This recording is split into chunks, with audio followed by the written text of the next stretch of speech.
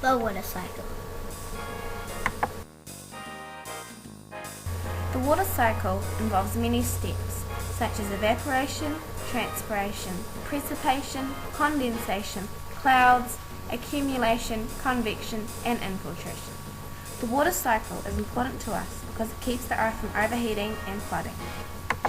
Evaporation is a change from liquid to gas. Water is continuously being evaporated from the Earth's surface. Average over Earth about 3 millimeters per day evaporate. Over oceans, more water evaporates compared to deserts because there is little water there. Evaporation keeps the Earth from getting too hot. Transpiration. Transpiration is a term used to describe the transport of water through an actual vegetative plant into the atmosphere.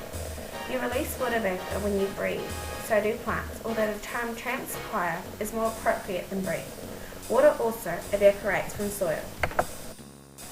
Condensation is the opposite of evaporation. It takes place when water vapor in the air condenses from a gas back into liquid form and leaves the atmosphere, returning to the surface of the Earth.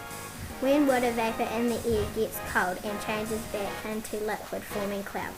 This is condensation. Clouds. When vapor in the air gets cold, it changes back into liquid to form clouds. After a while, these clouds get heavy and it rains, snows, or hails. Precipitation, also known as hail, rain, sleet, and snow. A raindrop that hits Earth is 1,000,000 times bigger than what it started off as. Rising warm air carries water vapor high into the sky where it cools, forming water droplets around tiny bits of dust. Infiltration. Infiltration is when the water on the ground surface is soaked into the soil. If there isn't a lot of moisture in the soil, it will be infiltrated. Gravity causes infiltration, making the water go into the open pore spaces in the ground.